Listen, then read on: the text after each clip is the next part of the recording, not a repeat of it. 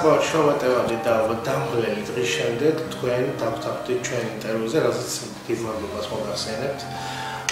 და მოკლედ გადავიდეთ დიალოგზე, მიუხედავად იმისა, რომ თქვენ ხართ საკმაოდ ცნობილი ოჯახის წარმომადგენელი, მე მაინც პირველ კითხვას დავიწყებდი ასე, ვინ არის მამუკა წოწერია, ანუ როგორ დაახასიათებდით თქვენ საკუთარ თავს? პირველ რიგში დიდი მადლობა ჩემი პერსონით დაინტერესებისთვის, ხოლო შეკითხვას რაც შეეხება ვინ არის მამუკა წოწერია, გეტყვით რომ ჩვეულებრივი ადამიანი, რომლისთვისაც უცხო არ არის არც ერთი ადამიანური გრძნობა, ემოცია, სისუსტე, ცოდვაცა და მადლიც ვარ სტანდარტული ქართველი მამაკაცი.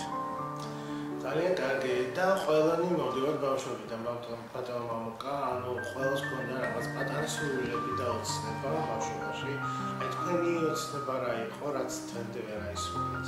კი ბატონო, ბავშვობის და შემდგომი პერიოდისაც, როდესაც უკვე აბიტურიენტი ვიყავი, ყველაზე დიდი ოცნება იყო გამختارიყავი ექიმი, თუმცა გარკვეული გარემოებების გამო ეს ოცნება ვერ ავიხდინე და დღემდე მრჩება სინანულის საგნად ეს ავხდენელი ოცნება. და ზოგადად როგორი სტუდენტი იყავით, როგორ გაიხსენებთ სტუდენტობის წლებს? დიახ, მე სტუდენტი გავხდი ივან ჯავახიშვილის სახელმწიფო უნივერსიტეტის ეკონომიკის ფაკულტეტის 1991 წელს, სადაც ვსწავლობდი 96 წლამდე. მოგესალმებით, ეს პერიოდი საკმაოდ რთული იყო ჩვენი ქვეყნისთვის, იყო სამოქალაქო დაპირისპირება, იყო სხვადასხვა ომები, აქედან გამომდინარე, ჩვენი სტუდენტობა იყო ენთუზიაზმზე დაყრდნობილი, როგორც პროფესორ-მასწავლებლების მხრიდან, ასევე სტუდენტების მხრიდან, რათა მიგვეღო ის აუცილებელი აკადემიური ცოდნა, რომელიც შემდეგ გამოგვადგებოდა როგორც პროფესიონალებს და კარიერულ სვლაში. მე დავასრულე სწავლა წარჩინებით, შემდეგ გავაგრძელე თბილისის დიპლომატიურ აკადემიაში სწავლა და დაუბრუნდი ერთი წლის შემდეგ ისევ უნივერსიტეტს, სადაც მაკროეკონომიკის სპეციალობით უკვე დავამთავრე ასპირანტურის სრული კურსი. და სტუდენტობა, რა თქმა უნდა, მახსენდება როგორც მწარე მოგონებები არის, ასევე კეთილი მოგონებები, სადაც მე შევიძინე უამრავი კარგი მეგობარი და რაც მთავარია, შევიძინე ის აუცილებელი ცოდნა, რომელიც მე ცხოვრების სხვადასხვა ეტაპზე გამომადგა. და პროფესიის შერჩევისას ითამაშეს თუ არა ამ შრომებმა როლი, რომ აიტაუშვათ თქვენ როგორ საფეხშად გინდოდათ ექიმობა, მაგრამ საბოლოოდ გახდით ეკონომისტი. კი ბატონო, საერთოდ მშობლების როლი ჩემს მიმართ არის ძალიან დიდი და მე მინდა მადლობა გადაუხადო, მიუხედავად ჩემი ასაკისა და გარკვეული თანამდებობისა, მე დღესაც მომიხსენიებენ როგორც მამაჩემის შვილს, რომელმაც ძალიან დიდი როლი ითამაშა, როგორც მამაკაცური თვისებების, ასევე პროფესიული უნარჩვევების ჩამოყალიბებაში, ასევე დედაჩემის როლი, რომელიც გახლავთ მშენებელი ინჟინერი და ასევე ეწეოდა პედაგოგიურ მოღვაწეობას და მან ჩააგვიყარა საფუძველი კითხვისადმი, ცოდნისადმი, განათლებისადმი მიდრეკილების და მე მახსენდება ერთი პერიოდი, როდესაც მე მხედველობის პრობლემის გამო მქონდა გარკვეულწილად შეზღუდვა კითხვის, დედაჩემი იყო ის ადამიანი, რომელიც მათემატიკასაც კი ზეპირად, ასე ვთქვათ, მასწავლიდა და უდიდესი ღვაწლია მისი ჩემს მიმართ, ასე რომ კიდევ ერთხელ მადლობას ვუხდი, ხოლო რაც შეეხება პროფესიის არჩევაში, საკმაოდ თავისუფალი ვიყავი, მე ამ არჩევანში უბრალოდ ყველანაირად მხარს მიჭერდნენ, რომ გამოსულიყავი ექიმი, თუმცა გარკვეულწილად ჩემი არჩევანი ეკონომისტობისა განაპირობა, რომ მამაც ეკონომისტი გახდათ და ჩემი უფროსი ძმა, რომელიც უკვე ასპირანტი გახდათ უნივერსიტეტის და ვიცოდი, რომ მათი ცოდნა გარკვეულწილად ხელს შემეწყობდა როგორც სწავლისას, ასევე შემდეგ უკვე პროფესიული უნარჩვევების დახვეწისთვის. ამიტომ გარკვეულწილად, რა თქმა უნდა, განაპირობა არჩევანი ჩემი ეკონომისტობის მიმართულებით. და როდის გეწვია პირველი სიყვარული და როგორი იყო სიყვარული?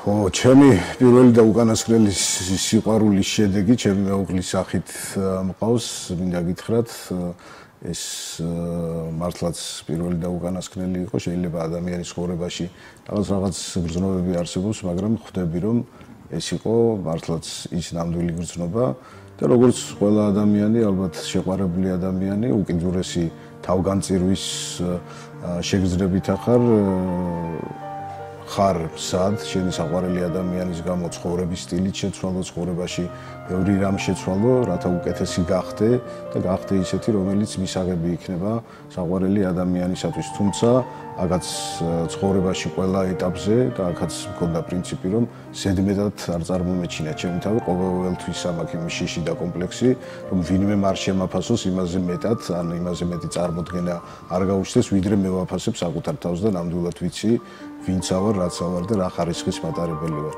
ასე რომ, როგორც ყველა შეყვარებული ადამიანი, მეც ვცდილობდი ჩემი მეუღლის, უკვე მეუღლის გული რაღაც კარგი საქციელით, კარგი რაღაც სიურპრიზებით გამელამაზებინა და თქვენ წარმოიდგინეთ, საერთოდ ცხოვრებაში რაც არ გამიკეთები, ესეთი რამოდენიმე ლექსიც კი დამაწერინა სიყვარულმა, ასე რომ მეც ალბათ იგივე ხარისხის მიჯნური ვიყავი და იგივე თვისებებს ვატარებდი, როგორც ყველა ნამდვილი შეყვარებული. ანუ თქვენს მომავალ მეუღლეს ლექსებს უძღვნა? დიახ. მაიძულა. ხო, ნუ კი მახსოვს, მაგრამ ეხა იმდენად მხატვრული დანიშნულების არ არის, რომ ჩვენი მოგურებელი ამით გადავყავდა. და სად მოხდა თქვენი გაცნობა, სად გაიცანო ქალბატონი თამუნა გავიცანი შეუღლებამდე, უკვე 6 წელია, ჩემი მეუღლეა, სადღაც 8 წლით ადრე, ვიდრე ჩვენ გავხდებოდით მეუღლეები, ანუ დაახლოებით 14 წლის წინ. ეს მოხდა ზუგდიდში, ჩემი ნათესავის და მისი მეგობრის დაბადების დღეზე და რამოდენიმე ეტაპს მოიცავდა ჩვენი ურთიერთობა და მესამე მცდელობაზე დავიწყარი მისი გული, მაგრამ აი იყო დაუშვათ დაშორება ფიზიკური, რაღაც სხვა ქალაქში მე ვიყავი, თამუნა სხვა ქალაქში იყო, მაგრამ აი მთელი ამ წლების განმავლობაში ფიქრობ, გაინტერესებს რა შვება, სად არის, როგორია მისი სამომავლო გეგმები, ცხოვრებისეული და ბოლოს ისე მოხდა, რომ აი საბოლოო შეტევისთვის განვეწყვე და შედეგმაც არ დააყოვნა და დღეს გვაქვს ძალიან ბედნიერი ოჯახი და გვაქვს 2 შვილი, ვაჟიშვილი დავითი და ქალიშვილი მარიამი. ანუ თქვენ თვითონ ხართ ბედნიერი, მამა, მეუღლე და შვილი.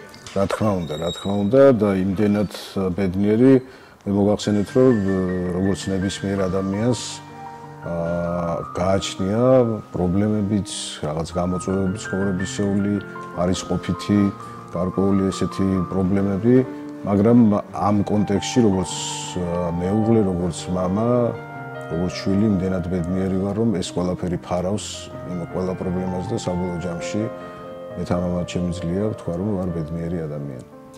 თქვენ სანამ მოხვდებით საჯარო სტრუქტურებში, გავით კერძო სექტორში. სად უფრო კარგად გრძნობთ თავს იქ თუ აქ? მე ამ კითხვას ასე შევხედავდი, არის სხვადასხვა პასუხისმგებლობის დონე. რა თქმა უნდა, როდესაც ხარ კერძო სექტორში და საკუთარ საქმეს აკეთებ, აქ სულ სხვა პასუხისმგებლობა, აქ არის სხვა ინტერესი, ანუ რაღაც ფინანსური მოგების ინტერესი და შენზეა დამოკიდებული და პირადი პასუხისმგებლობა შენი ოჯახის წინაშე გაკისრია, ხოლო როდესაც საჯარო სამსახურში მოდიხარ და მეტად ისეთ საპასუხისმგებლო თანამდებობაზე, რომელსაც ქვია საგრებულოს თავმჯდომარე, აქ უკვე შენი პირადი უკან იწევს, რა თქმა უნდა, წინ მოდის ის უფლება მოვალეობები და მე ვთვლი, რომ მე მაქვს არა უფლება, არამედ მოვალეობა მსახურების, ამას სრულიად გულწრფელად ვამბობ და ამაში გჭირდება ძალიან დიდი ძალისხმევა, საკუთარ თავზე კიდევ უფრო მეტად მუშაობა, რათა ის შენ მიერ გადადგმული ნაბიჯები რაღაცნაირად კეთილად აისახოს იმ მოსახლეობის წინაშე, რომელმაც აგირჩია და რომელმაც გამოგიცხადა ნდობა. ხოლო კერძო სექტორს რაც შეეხება, მე დიდი გამოცდილება მივიღე სავაჭრო სამრეწველო პალატაში მუშაობის შედეგად, ხოლო შემდეგ კერძო საკუთარ ბიზნესში მუშაობისას და ვფიქრობ, რომ იქაც წარმატებული იყო, თუმცა საჯარო სექტორში ისევ დაბრუნების შედეგად ერთგვარად მივანელე საქმიანობა და დღესდღეობით ვარ მხოლოდ დაკავებული იმ პოზიციით, რომელიც მიჭირავს.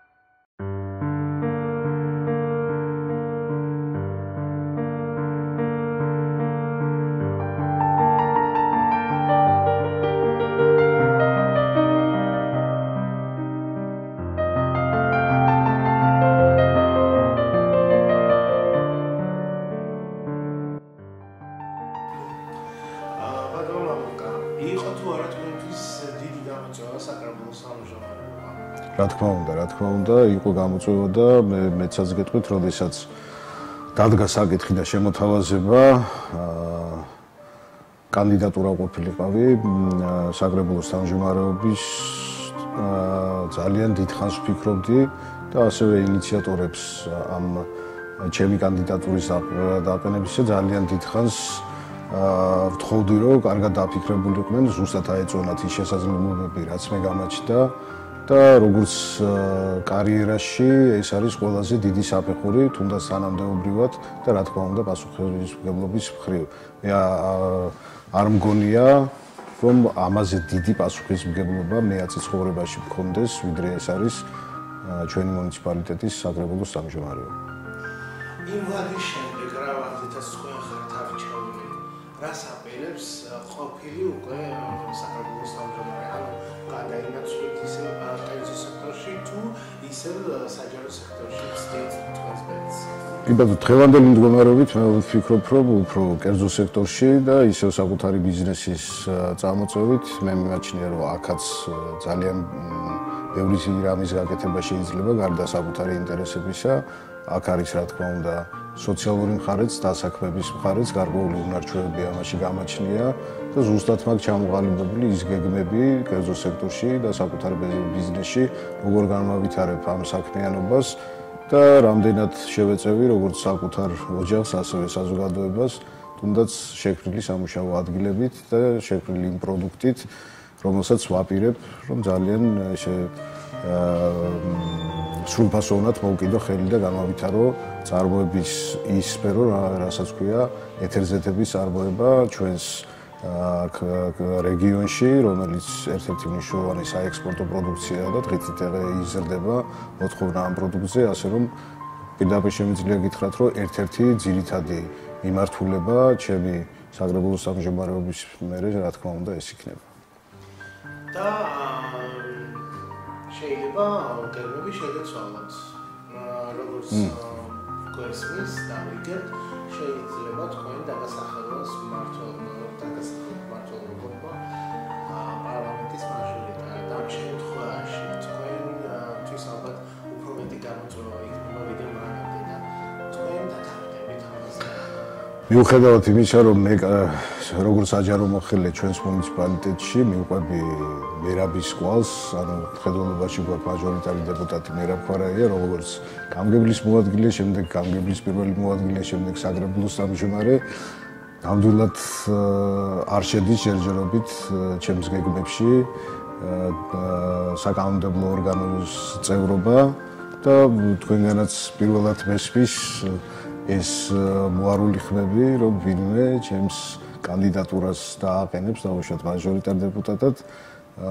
მე მოგახსენეთ, რომ ჩემი გეგმები თუნდაც საკრებულოს თავმჯდომარეობასთან დაკავშირებით ეს არ იყო ჩემი გადაწყვეტილება, რა თქმა უნდა, საბოლოოდ ჩემი გადაწყვეტილება, მაგრამ ინიციატივა ნამდვილად არ იყო და ეხლაც ვფიქრობ, რომ ჩემი თავი უფრო საჯარო სექტორის მერე მიმაჩნია კერძო სექტორში და მე ყოველ შემთხვევაში ვეცდები ეს არგუმენტი გავიტანო და დავასაბუთო თუ რატო ჯობია კერძო სექტორში წასვლა, მას შემდეგ რაც მე არ ვიქნები საკრებულოს თავმჯდომარე. ზოგადად ცნობილია რომ ადამიანები შეცდომებს ესწავლიან.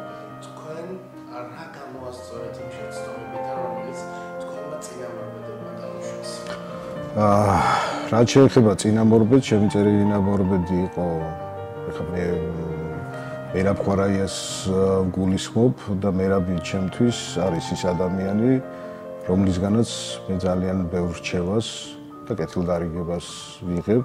აქედან გამომდინარე, მე ნამდვილად ვერ ვილაპარაკებ ვერც სუბიექტურად, ვერც ობიექტურად მის მიერ დაშვებულ შეცდომებზე, რადგანაც მე ის სამაგალითო პოლიტიკოსად მიმაჩნია, საჯარო მოხელედ მიმაჩნია, რომელიც არის ძალიან კეთილსინდისიერი, მონდომებული საკუთარი მუნიციპალიტეტისათვის და არა მარტო, აქედან გამომდინარე, ალბათ უფრო საკუთარ შეცდომებზე სწავლობს ადამიანი, ვიდრე სხვის შეცდომებზე და ამაზე შეგვიძლია საუბარი. ძალიან ბევრი რამე, რაც საკუთარ თავში არ მომწონდა, რა თქმა უნდა, იძულებულიც ვიყავი და გარემოებაც იქითკენ მიბიძგებდა, რომ ამის გამოსწორების გარეშე ვერ იქნებოდი სრულყოფილი ასე ვთქვათ, საჯარო მახელი და ვერ განახორციელებდი იმ საქმიანობას, რომელიც დღეს მაბარია, ასე რომ უფრო გამოასწორე საკუთარი შეცდომები, ვიდრე სხვისი შეცდომები. ზოგადად ალბათ გიყვართ კითხვა, მაგრამ დროის ფაქტორია. ბოლოს როდის წაიღეთ? კი ბატონო, რა თქმა უნდა, კითხვის გარეშე არ არსებობს და დღეც არ გავა, რამე არ წავიკითხო, უბრალოდ ჩემ და სამწუხაროდ, სამარცხვინოდ ხატული ლიტერატურა მართლა არ მახსოვს ბოლოს როდის დავასრულე. მე მოგახსენეთ, რომ სპეციალობით გახლავართ მაკროეკონომისტი და ეხლა ვცდილობ ის თეორიული ცოდნა მაქსიმალურად შევინარჩუნო და აქედან გამომდინარე უფრო სპეციფიკური ლიტერატურას ის გახლავთ ცნობილი ეკონომისტების ნაშრომები, როგორც სამეცნიერო, ასევე სახელმძღვანელოები და ძირითადად ამ ლიტერატურის კითხვით ვარ დაკავებული, ასევე სხვადასხვა საკანონმდებლო ნორმატიული აქტები, ასევე საგადასახადო სისტემა, საგადასახადო სამართალი და სამწუხაროდ ჯერჯერობით ვერ ვიცლი სრულფასოვნად მხატვრული ლიტერატურის წასაკითხად, მაგრამ ალბათ იმედია იქნება ამის დრო და მართლაც დაუბრუნდები ერთ დროს ჩემთვის უსაყვარლეს, ასე ვთქვათ, თემას ეს გახლავთ წიგნების კითხვა. ყველაზე სასარგებლო რჩევა რა იყო, რაც თქვენთვის მოუწია და ზოგადად ვისგან იღებს ყველაზე ხშირად არჩევებს? კი ბატონო, ყველაზე სასარგებლო რჩევა, მე ვფიქრობ, რაც გამომარჯვდა, რა თქმა უნდა, რჩევები ძალიან ბევრი მიმიღია, მაგრამ გამოყოფთი, რომ ყოფილიყავი კარგი მსმენელი. ანუ მომესმინა კარგად, გამიანალიზებინა ეს ყველაფერი და შედეგად მიმეყო გარკვეული გადაწყვეტილებები და რასაც ვცდილობ, რომ მაქსიმალურად გავითვალისწინო ეს რჩევა სმენის კულტურის გამომუშავების თვალსაზრისით, იმიტომ რომ აუცილებელია მიიღო ინფორმაცია, კარგად მოისმინო, გაანალიზო და შესაბამისად ასჯერ აწონებზე მიიღო უკვე გადაწყვეტილება და რჩევების მიღება, რა თქმა უნდა, ოჯახში დედისგან, ჩემი უფროსი ძმისგან, რომელიც ძალიან კარგი მრჩეველია ჩემი. ბატონო, მეუღლისგანაც რა თქმა უნდა, საკმაოდ ტოლერანტული ვარ მეუღლის რჩევების მიმართ და ოჯახის წევრების რჩევების მიმართ და ნებისმიერი ადამიანი მე შემიძლია თქვა, რომ თუნდაც იერარქიულ დონეზე ყველაზე დაბალი რანგის თანამშრომლისგან საკმაოდ ხშირად მინახავს მისავლია კიდევაც და რჩევაც მიმიღია, ასე რომ ჩემთვის კარგი რჩევა ყოველთვის ყველაზე კარგი სამსახურია, ასევე ძალიან ტოლერანტი ვარ კრიტიკის მიმართ და ყოველთვის ვეძებ ობიექტური, რა თქმა უნდა, ობიექტური ვნახო იმ კრიტიკაში და თუ დავწმუნდი, რომ ეს ობიექტურია, რაღაც გამოვასწორო ან მივიღო შესაბამისი გადაწყვეტილება. ძალიან ძნელია იმის კითხვის დასმაც კი, რჩება თუ არა თავისუფალი დრო, იმიტომ რომ ძალიან დაკავებული ადამიანებს ამბობთ, მაგრამ მაინც ალბათ სადღაც რჩება. მაშინ იყენებთ ამ თავისუფალ დროს. კი ბატონო, ნუ ადრე სანამ საგრებულო სამжубარი გავხდებოდი, თავისუფალი დროის ხარჯვის სხვადასხვა ასე ვთქვათ მიმართულებები მქონდა, მაგრამ ძირითადად ეხლა ყველანაირად ვცდილობ ის თავისუფალი დრო, რაც დამრჩება მაქსიმალურად ოჯახს მოვახმარო, შვილებს მოვახმარო. რა თქმა უნდა, მიყვარს მეგობრებთან ყოფნა, მაგრამ მეგობრებიც უკვე მსაყვედურობენ, რომ იმ სიხშირით ვეღარ ვხედავ, ვიდრე მანამდე, იმიტომ რომ მყავს ძალიან კარგი სამეგობრო, რომელიც ძირითადად სკოლიდან მომდინარეობს, რომელთანაც ყოველდღიური შეხვედრები მქონდა, მაგრამ დღეს უკვე ძირითადად მაინც ოჯახთან ურთიერთობას, თან შვილებიც ისეთ ასაკში არიან, მაქსიმალურად ვცდილობ ავანაზღაურო ის დანაკლისი, რაც შეიძლება დღის განმავლობაში მათ ჰქონდეთ. ასე რომ პირველ რიგში ოჯახი. სამომავლო გეგმებზე მქონდა საუბარი კითხვა სპეციალურად. შემოშალებული, თუმცა იმდენი ისაუბრა სამომავლო გეგმებზე, ამ კითხვას ნამდვილად ვერ დაგისვამთ და ბოლო კითხვა ესეთი ხართ თუ არა ჩვენი სააგენტოს ინფორმაციების მკითხველი. რა თქმა უნდა, ვარ, ძალიან აქტიური მკითხველი ვარ, მინდა გითხრათ და ძალიან ბევრი ისეთ საინტერესო ინფორმაციას და ეს არა მარტო ინფორმაციაა, თქვენ გვჩვევებიათ ხოლმე გამზადებული რაღაც ანალიტიკური მასალის დადებაც კი, რომელსაც ხშირად ვიყენებ ჩემს გადაწყვეტილებებში, ასე რომ ვარ აქტიური მომხმარებელი თქვენი სააგენტოს. ძალიან დიდი მადლობა საინტერესო საუბრისთვის და კიდევ ერთხელ მინდა აღვნიშნოთ, რომ თქვენ ხართ ერთ-ერთი საუკეთესო რესპონდენტი. დიდი მადლობა თქვენ, კიდევ ერთხელ ჩემი დაინტერესებისთვის.